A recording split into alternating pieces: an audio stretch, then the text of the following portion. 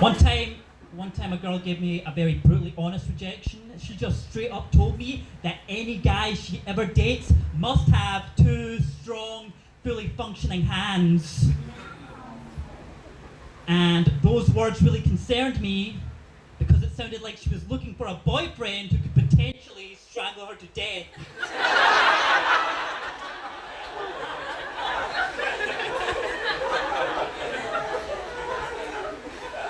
Does anyone else get surprised when they see guys getting into taxis with Vietnamese hookers that have big, fake tits?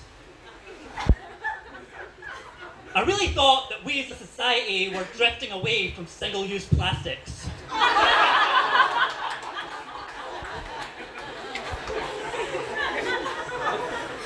I struggled to cope with the lockdown because I hadn't spent that much time sitting by myself being isolated from everyone else since my high school prom. I hate seeing all of this bragging on Facebook from people that live here about how little effect the COVID-19 pandemic has had on Vietnam. Like they have no idea that there's no reason to brag because they just simply happen to be in the right place at the right time. And bragging about being in Vietnam during the COVID-19 pandemic is like bragging about being in the toilets of the Manchester Arena during that Ariana Grande gig.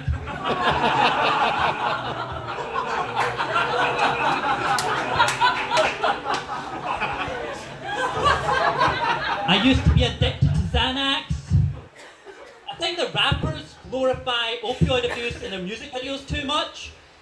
In virtually every rap video, if there's a close-up of some guy's hand, he's either flaunting his Rolex watch or he is pouring cough syrup into a bottle of Sprite.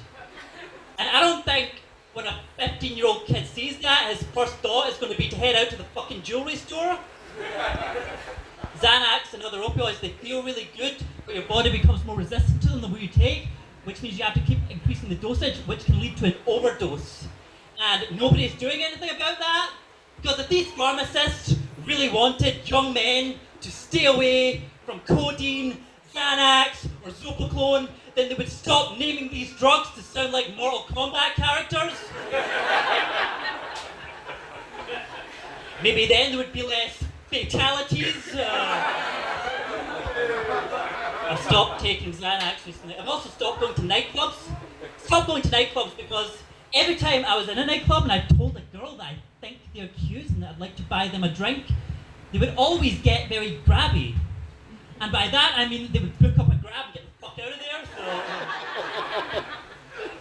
But in all seriousness, guys, since moving to Vietnam, for the first time in my life, I have finally met some girls who are genuinely interested in dating me. Which just goes to show that the weakness of my hand does not outweigh the strength of my passport. Right? Thank you very much. Have a great evening. That was part of the act.